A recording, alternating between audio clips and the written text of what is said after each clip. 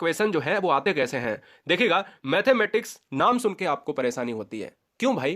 Pedagogy CTET का एक बिल्कुल अलग तरीके का होता है। 15 क्वेश्चन पेडागोजी, 15 क्वेश्चन छोटे छोटे डिजिट वाले। तो चलिए यही देखिएगा कि पेडागोजी कैसी आती है। पहला क्वेश्चन आपके स्क्रीन पर है कि एक अच्छा गणितज्ञ होने के लिए डॉट डॉट जरूरी होता है। यदि आपको हंसते हंसते सिलेक्शन लेना है, पास करना है, तो सब्सक्राइब करें शिक्षक भर्ती का प्लेटफॉर्म गुरुजी वर्ल्ड। यहां पर 4 ऑप्शन है। सवालों के उत्तर देने के बारे में अगर आप निपुणता रखते हो तो वो आप अच्छा गणितज्ञ कहलाएंगे। अधिकतर सूत्रों को अगर याद कर लेते हो तो आप एक अच्छा गणितज्ञ हैं। बहुत जल्दी सवालों को हल कर लेते हो या सभी अवधारणाओं को समझना, लागू करना और उनमें रिलेशन बनाना, तो इससे बेस्ट आंसर क्या होगा? बिल्कुल सही बात है, क्योंकि एक अच्छा गणितज्ञ, एक अच्छा टीचर वही हो सकता है जो सभी अवधारणाओं को समझता है, उनको लागू करता है, दैनिक जीवन में उपयोग करता है और उनमें को रिलेट करके रिलेशन बनाता है, संबंध करता है, संबंध बनाता है। आंसर डी हो जाएगा। अगले क्वेश्चन की तरफ बढ़ेंगे। Question number 2। निम्नलिखित में से कौन सा पहलू बीजगणित में महत्वपूर्ण नहीं है? अगर बीजगणित की मैं बात करता हूं तो बीजगणित यानी हम अलजेब्रा की बात कर रहे हैं, तो कौन सा ऐसा 4 ऑप्शन यानी 4 में से कौन सा ऐसा नहीं हो सकता? ये क्वेश्चन 99% बच्चों को गलत होता है और आज आप गलत भी कर लोगे तो कल एग्जाम में सही कर लोगे या कर लेंगे आप। तो देखिएगा दोस्तों, आंसर सी हो जाएगा। माप नहीं, एक्चुअल में मेजरमेंट और जो मेजरमेंट वेट वगैरह ये किसमें आता है? ये बीजगणित में आता ही नहीं है। सामान्यकरण, मानचित्रण, क्रम परिवर्तन ये होता है। सामान्यकरण का मतलब है कि कोई चीज का ज्ञान है आपको, है ना। आपने कहा कि जो है 4 × 2 कितना होता है, तो हमने कहा कि 4 × 2 जो होता है वो 8 होता है, 4 दूनी 8। आपने इसका दिमाग में यानी आप चित्रण बना लिया, है ना, उनका क्रम परिवर्तन कर लिया इस तरीके से। अगर आप कह दो कि 4 दूनी है तो 2 × 4 है, इस तरीके से आप देख सकते हो। लेकिन मापन जो है ये नहीं आता है। थर्ड नंबर आपके स्क्रीन पर ये रहा। गणित में बेहतर होने के लिए एक व्यक्ति को आवश्यकता है। गणित में बेहतर होना है, ऐसे समझ आधारित क्वेश्चन जब एग्जाम में पूछे जाते हैं तो आप कंफ्यूज हो जाते हो। और कंफ्यूज होने की आवश्यकता क्या है? ये तो बहुत आसान है, बहुत सरल है, आप कर लेंगे। गणित में बेहतर होने के लिए घटनाओं में प्रवीणता की आवश्यकता है क्या? बताइएगा। अमूर्त चिंतन और तर्क संगत विवेचना द्वारा समस्याओं को बनाने हेतु उन्हें सूत्रबद्ध करने की, सूत्र याद करने की या हल को याद करने की। अब देखिए, इन तीनों का तो कोई मतलब नहीं बनता। अमूर्त चिंतन और तर्क संगत, तर्क का प्रयोग क्यों हुआ यहां पर? क्योंकि गणित एक तर्क वाला सब्जेक्ट है, तर्कशील सब्जेक्ट है, इसलिए सबसे बेहतर आंसर होगा वो बी ऑप्शन सही हो जाएगा। चिंतन के द्वारा तर्क संगत विवेचना में रिलेशन बनाइए, समस्याओं को हटाइए, सूत्रबद्ध करने की कोशिश कीजिएगा। यही दोस्तों बेहतर होने की एक कला है। अगले क्वेश्चन नंबर 4 पर बढ़ेंगे। गणित की परियोजनाओं के बारे में निम्नलिखित कथनों में से कौन सा सही नहीं है? बताइए, जवाब दीजिएगा। आंसर क्या हो सकता है? वे अन्वेषण कौशल को प्रोत्साहित करते हैं, क्या ए होगा? या फिर वे गणितीय संकल्पना में अंक प्राप्त करने में आसानी, यानी उन्हें आसान होता है कि अगर अंक प्राप्त करना है, ग्रेड प्राप्त करना है, ए बी सी डी। वे समस्या समाधान कौशल को बढ़ाते हैं, क्या ये होगा? बताइए फटाफट। वे अंतर विषयी अनुबंधों को सिद्ध करते हैं। सिंपल सा आंसर हो जाएगा कि कौन सा नहीं है। तो नहीं है के लिए नहीं का मतलब ऑप्शन नंबर बी। अब आप कहोगे सर बी कैसे? कि वे गणित में अंक प्राप्त करने की बात करते हैं। अरे अंक ही प्राप्त करना थोड़ी ना ही सब कुछ होता है। अंक प्राप्त करने का मतलब है कि आप रट के भी जा सकते हो और चीजों को क्रैक कर सकते हो। समझ में आया? इसलिए हमें नेगेटिव के लिए नेगेटिव आंसर लगाना था। चलिए 5 नंबर देखिए। कक्षा 3 के विद्यार्थियों को संख्या पद्धति पढ़ाने का उद्देश्य है। संख्या पद्धति का मतलब होता है नंबर डिजिट, यानी जो नंबर सिस्टम होता है उसमें हम कह रहे हैं कि हमें क्या ऐसा उद्देश्य रखना चाहिए, क्यों हमें पढ़ाना चाहिए संख्या पद्धति। और क्लास की है बात 3 की है, यानी जो प्राइमरी लेवल के बच्चे हैं। 4 अंकों वाली संख्या के योग और व्यकलन के कौशल में प्रवीणता प्राप्त करना। व्यकलन का मतलब होता है घटाना, सब्सट्रैक्शन। बड़ी संख्याओं को पढ़ने के कौशल में प्रवीणता प्राप्त करना। 6 अंकों तक घटना कराना, मतलब घटना का मतलब घटाना कराना, व्यकलन कराना। संख्याओं को सैकड़ा, दहाइयों और इकाइयों के समूह के रूप में देखना और स्थानीय मान को समझना और उसकी सार्थकता को समझना। 5वें नंबर का जो आंसर है वो ऑप्शन नंबर डी सही हो जाएगा। क्यों? क्योंकि संख्या पद्धति का मतलब ही होता है कि नंबर से खेलना। नंबर से खेलने का मतलब तभी आपको पता चलेगा कि सैकड़ा का ज्ञान हो, दहाई का हो, इकाई का हो, इनका ज्ञान होना चाहिए। स्थानीय मान अगर आपको आना चाहिए, ये सब आता है तो नंबर सिस्टम आपका कक्षा 3 के लिए इनफ रहेगा। समझ में आया? इसलिए आपको याद रखना है। अगला क्वेश्चन 6 नंबर। प्रिया गणितीय प्रश्न करने में निपुण है, उसमें किस प्रकार की बहुबौद्धिकता की अधिकता है? कमेंट कीजिएगा। 6 नंबर लॉक किया जाए। बहुत सुंदर। प्रिया नाम का एक बच्चा यानी एक लड़की, और प्रिया गणितीय प्रश्न करने में निपुण है, मतलब उसको कोई दिक्कत नहीं होती है। उसमें अगर बहुबौद्धिकता की जब भी बात होगी ना दोस्त, तो हमेशा याद रखिएगा कि आपको पता है कि गणित कैसा विषय है। तो गणित एक तर्क संगत वाला विषय है, तार्किक बुद्धि की बात कर रहा है। क्वेश्चन में साफ साफ है कि गणितीय में निपुण है, और गणित दोस्तों आपको पता है कि तर्कशील विषय है, इसलिए राइट आंसर भी होगा। 7 नंबर देखिए। बच्चों में गोलाई की अवधारणा धीरे धीरे विकसित होती है। क्यों? गोलाई का मतलब होता है कि मान लो सर्किल के बारे में अगर आपको बताना है, गोलाई की अवधारणा धीरे धीरे विकसित होती है, तो कैसे आप बताएंगे? विशिष्टीकरण के द्वारा, मूर्त से अमूर्त के द्वारा, व्यापीकरण के द्वारा, या फिर कोई भी नहीं, या किसी भी ऑप्शन के साथ नहीं जाएगा। गोलाई की अवधारणा दोस्तों मूर्त से अमूर्त की तरफ जाती है, क्योंकि जो चीज हमें पहले पता हो हम वहां से स्टार्ट होते हैं। अमूर्त का मतलब होता है जो चीज हमें दिखाई ना दे या हमें ना पता हो। ज्ञात से अज्ञात जैसे होता है वैसे ही अमूर्त और मूर्त होता है, मूर्त अमूर्त होता है। 8 नंबर बहुत आसान प्रश्न है, आपको ध्यान देना है। सत्य कथन के बारे में आपको बताना है। ध्यान दीजिएगा कि निम्नलिखित में कौन सा कथन सत्य है। गणित की विभिन्न शाखाएं जैसे बीजगणित, ज्यामिति एक दूसरे पर निर्भर है। अंकगणित को पढ़े बिना भी समीकरण को पढ़ा जा सकता है। बीजगणित को पढ़े बिना भी त्रिभुजों की समरूपता को समझा जा सकता है या पढ़ा जा सकता है। बीजगणित को पढ़े बिना भी सांख्यिकी पढ़ी जा सकती है। 8 नंबर का आंसर दोस्तों ऑप्शन नंबर ए से बेस्ट नहीं हो सकता। क्यों? क्योंकि गणित की विभिन्न शाखाएं जैसे बीज गणित, ज्यामिति और एक दूसरे पर निर्भर हैं और हर सब्जेक्ट एक दूसरे पर निर्भर है, डिपेंड है। लेकिन अंक गणित को पढ़े बिना क्या समीकरण को पढ़ा जा सकता है? नहीं। क्यों नहीं पढ़ा जा सकता? क्योंकि x square plus 2x plus 5 is equal to 0 है।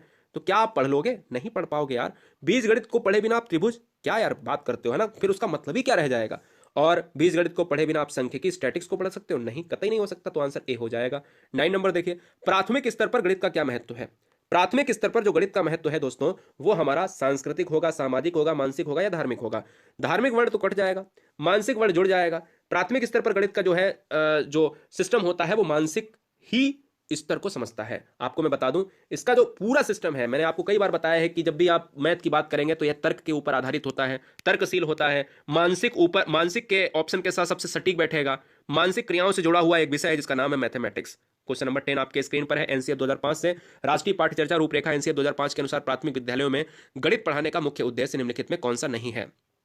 अब देखिएगा, एनसीएफ 2005 के अनुसार अगर हम प्राइमरी लेवल के विद्यालयों की बात करें और गणित पढ़ाना है मुझे, उद्देश्य हमें यह बताना है कि कौन सा नहीं है। बच्चे की सोच विचार प्रक्रिया को गणितीय रूप देना, बच्चे के संदर्भ में गणित का वर्णन करना, समस्या समाधान के कौशल को बढ़ाना, गणित में अगर देखा जाए तो गणित की उच्चतर पढ़ाई करवाना। मैं ये कह सकता हूं इससे बेस्ट आंसर नहीं हो सकता, क्योंकि यही गणित पढ़ाने का उद्देश्य नहीं होना चाहिए। अगर बच्चे को आप एक क्लासरूम में गणितीय संक्रियाओं को उसी का रूप दे रहे हो तो बेस्ट है। संदर्भ में अगर बच्चे के संदर्भ में गणित पढ़ा रहे हो तो बेस्ट है। समाधान कौशल को बढ़ा रहे बेस्ट है, लेकिन आंसर डी नहीं बेस्ट है। ठीक है ना, आंसर नीचे गलत है। बहुत बढ़िया, बहुत बढ़िया। सब्सक्राइब करने के लिए आप सभी का धन्यवाद। 11 नंबर आपके स्क्रीन पर ये रहा। बताइए, चलो 11 नंबर कह रहा है कि गणित में प्रतिचित्रण के लिए निम्नलिखित कथनों में से कौन सा सत्य नहीं है। प्रतिचित्रण स्थानिक चिंतन को बढ़ाता है। प्रतिचित्रण का मतलब समझते हो? जो प्रतिचित्रण होता है बेटा, प्रतिचित्रण, हाँ जी बहुत बढ़िया, क्या बात है, हाँ कनेक्शन सही है। प्रतिचित्रण का मतलब होता है जो आप मैप आप देखते हो, मैप, मैपिंग कहा जाता है प्रतिचित्रण को, मैपिंग। यानी जो मैप होता है वही प्रतिचित्रण, मैप को ही हिंदी में प्रतिचित्रण कहा जाता है। मानचित्र जो होता है ना उसी को प्रतिचित्रण कहते हैं। चलिए अब प्रतिचित्रण के बारे में क्वेश्चन है, कहता है कौन सा कथन सही नहीं है। प्रतिचित्रण स्थानिक चिंतन को बढ़ाता है। प्रतिचित्रण अनुपातिक विवेचन को प्रोत्साहित करता है। प्रतिचित्रण गणित पाठ्यक्रम का भाग नहीं है। प्रतिचित्रण का गणित के कई विषयों से समाकलन किया जा सकता है। तो भैया आंसर तो साफ है कि नहीं है के लिए हमें नहीं है वाला आंसर 11 नंबर का आंसर सी लगा देना है। क्यों लगा देना है? क्योंकि भैया देखिएगा, हमें निगेटिव के लिए यही ट्रिक होती है, निगेटिव के लिए निगेटिव आंसर ले लेना है, नहीं के लिए नहीं। क्यों? अब मैं समझाता भी हूं कि मैप का क्यों नहीं भाग हो सकता है। भाई मैप में क्या गणित काम नहीं करती है? बिल्कुल करती है यार। मैप में गणित काम क्यों नहीं करती है? मुझे जाना है पूर्व से पश्चिम की तरफ, 12 किलोमीटर जाना है। 12 किलोमीटर जाने के बाद मुझे दायां मुड़ जाना है और 5 किलोमीटर चलना है। कुछ पढ़ा था रीजनिंग में? बिल्कुल सही सुना। तो जहां पर डिजिट काम करेंगे मानचित्र में, वहां तो गणित से संबंध होगा ही होगा ना। एक वर्ग किस प्रकार के एक समांतर चतुर्भुज है? स्पष्ट कीजिएगा। एक वर्ग किस प्रकार एक समांतर चतुर्भुज है? स्पष्ट कीजिएगा। ये लाइन है। विद्यार्थियों को उपरोक्त प्रश्न का उत्तर लिखने के लिए कहा गया। शिक्षक का उद्देश्य क्या है? शिक्षक का उद्देश्य क्या है? विद्यार्थियों को मुक्त अंत वाले प्रश्नों से परिचित कराना। बताइए, ये होगा। विद्यार्थियों के लेखन कौशल को सुधारना। विद्यार्थियों को चिंतन और मनन करने का अवसर देना। बताइए फटाफट। और कक्षा को अधिक अंतः क्रियात्मक यानी सहभागी बनाना। 12 नंबर का जो आंसर होगा वो सी आंसर, अवसर देना अगर आप कर रहे हो तो बेस्ट आंसर होगा। और दोस्तों आपके सीटेट एग्जाम में 150 नंबर का जो पेपर होगा ना, उसमें 8 से 10 प्रश्न ऐसे होंगे जिसमें अवसर देना, प्रोत्साहित करना, ऐसे क्वेश्चन हर पेडागोजी में, हिंदी हो, ईवीएस हो, आपका मैथमेटिक्स पेडागोजी हो, इस तरीके सीडीपी हो, तो इसमें अवसर देना, प्रोत्साहन करना अगर मिल जाए तो तुरंत ठोक देना। 13 नंबर, आपकी कक्षा में कुछ विद्यार्थी लगातार गणित की परीक्षाओं और परीक्षण में अच्छा प्रदर्शन नहीं कर पा रहे हैं। एक शिक्षक के रूप में आप क्या करेंगे? बताइए। 13 नंबर का आंसर क्या होगा?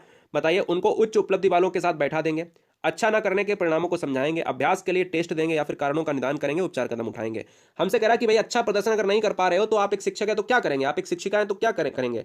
कारणों का निदान करेंगे। बिल्कुल सही बात है कि समस्या को पहले पहचानेंगे, समस्या का निदान करेंगे। डॉक्टर के पास जाएंगे तो डॉक्टर क्या करता है? दवा देकर अपने रोग को ठीक करता है ना। तो यही तो दोस्तों है। 14 नंबर देखिए, निम्नलिखित में एक गणित अध्यापन का कौन सा शैक्षणिक तरीका सबसे अच्छा है? बताइए। विद्यार्थियों को उनकी विद्यमान क्षमताओं को विकसित करने के लिए प्रोत्साहित करना, केवल कमियां देखकर उतना ही पढ़ाना, केवल गैप्स देखकर उन्हें दूर करना, हर विद्यार्थी को एक ही तरह पढ़ाना। अब मैं आपको ट्रिक बताता हूं, जब भी कॉन्सेप्ट में पूछा जाए सबसे अच्छा या पॉजिटिव वे में पूछा जाए तो केवल वाले आंसर नहीं होंगे। अब बताइए, बी और सी कट गया, अब ऑप्शन नंबर ए वाला बचा है, ऑप्शन नंबर डी बचा है। विद्यार्थियों को उनकी विद्यमान क्षमताओं को विकसित करने के लिए प्रोत्साहित करना। मैंने क्या कहा, मैंने आपसे कहा अभी ऊपर अभी बताया कि प्रोत्साहित करना, अवसर देना सबसे बेस्ट आंसर होता है। समझ में आया? इसलिए आंसर हमारा ए हो जाएगा, डी से भी अच्छा। 15 नंबर देखिए, प्राथमिक स्तर पर शिक्षार्थियों को माप तथा संदर्भ, माप का संदर्भ पढ़ाने के लिए, माप का मतलब समझ रहे हो, मेजरमेंट, माप का संदर्भ पढ़ाने के लिए निम्नलिखित में कौन सा कथन सत्य होगा? बताइए। अप्रमाणिक मापों का उपयोग करा जाए, प्रमाणिक मापों का बाद में, यानी अप्रमाणिक मापों का उपयोग जो है प्रमाणिक मापों के बाद किया जाए। ये क्वेश्चन एग्जाम में कम से कम 17 बार तो आया ही है, टेट और सीटेट में दोनों में मिला के 17 बार आया है दोस्तों। अप्रमाणिक मापों का उपयोग प्रमाणिक मापों के बाद करना चाहिए, प्रमाणिक मापों का उपयोग अप्रमाणिक मापों के बाद करना चाहिए। केवल वाला तो कट जाएगा, अप्रमाणिक मापों का उपयोग नहीं करना चाहिए तो बिल्कुल ही गलत है। तो ऑप्शन ए होगा या ऑप्शन बी होगा? तो ऑप्शन ए हो जाएगा।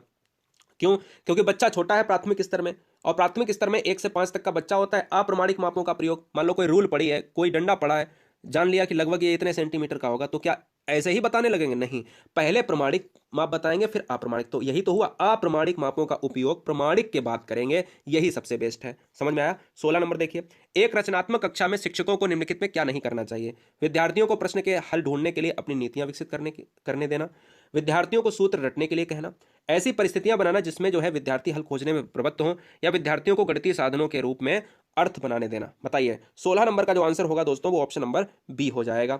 विद्यार्थियों को सूत्र, देखिएगा, क्या नहीं करना चाहिए? रटवाना नहीं है, बच्चे को दंड नहीं दिलवाना है। आंसर बी सही होगा। 17 नंबर देखिए, वीडियो को लाइक नहीं किया है, लाइक जरूर कर लें, और प्लेलिस्ट पूरी नीचे दी गई है, प्लेलिस्ट को जल्दी से देख लें। आप चाहोगे तो हर बहन हर भाई 2 घंटे में सब कुछ खत्म कर दोगे। और जो मैं पढ़ा रहा हूं बिल्कुल सटीक पढ़ा रहा हूं, सुपर फास्ट पढ़ा रहा हूं। व्याख्या वाली क्लास देख लीजिएगा, उसके कुछ टेस्ट लगा लीजिएगा। एग्जाम में अगर नंबर ना आए, आपके एग्जाम में अगर आप क्रैक ना कर जाओ तो पढ़ाना ही बेकार है। हर बहन हर भाई अपने मित्रों को भी बताएं कि गुरुजी वर्ल्ड एक चैनल भी है जो सुपर फास्ट क्विक रिवीजन करा रहा है। 17 नंबर, आंकड़ों के विश्लेषण संबंधी विद्यार्थियों की समझ का आकलन करने के लिए सर्वाधिक उचित रूपात्मक कार्य क्या है? 17 नंबर का जो आंसर होगा दोस्तों वो सी हो जाएगा, सर्वेक्षण आधारित परियोजना। आप अगर परियोजना बना रहे हो, विश्लेषण का मतलब क्या होता है? हर चीज को बारीकी तौर से अलग अलग तरीके से सीखना, हर पार्ट को अलग अलग दृष्टि से देखना और सीखना। तो विद्यार्थियों की अगर समझ आपको विकसित करना है, आकलन करना है, उसमें एवोल्यूशन करना है, ठीक है ना, मूल्यांकन करना है, तो ये सबसे बेस्ट आंसर होगा। 18 नंबर, किस प्रकार के मूल्यांकन का मुख्य अभिप्राय विद्यार्थियों को फीडबैक देना है? फीडबैक समझते हो ना, फीडबैक बहुत बढ़िया पॉइंट है कि फीडबैक देना है। अब देखिए इस क्वेश्चन का आंसर क्या हो जाएगा। अब मूल्यांकन की बात होगी तो मूल्यांकन के साथ आप निदानात्मक की तरह जाओगे ना भाई। कोई भी बच्चा, कैसे ट्रिक मैं लगाता हूं, देखिए ट्रिक देखिए, अगर किसी बच्चे को पढ़ाया है साल भर और पढ़ाने के बाद आप बारी आई है टेस्ट की, टेस्ट लिया, कुछ बच्चों में कमी रह गई है तो निदान करोगे ना। अब उससे पहले, निदान करने से पहले मूल्यांकन करोगे, तो मूल्यांकन में जो कमी रह गई है उसका निदान करोगे। इस तरीके से आप याद कर लीजिएगा। 19, गणित में ड्रिल कार्य का मुख्य उद्देश्य क्या होता है? बताइए। ड्रिल कार्य, ड्रिल कार्य का मुख्य उद्देश्य क्या? नए प्रत्ययों को स्पष्ट करना, नए सूत्रों को समझना, गणना कौशल का विकास, ज्ञान की नई परिस्थितियों में प्रयोग करना। देखिए दोस्तों, ड्रिल हर सब्जेक्ट में, ड्रिल हर सामाजिक परिवेश में यूज होने वाला एक पॉइंट है। ड्रिल में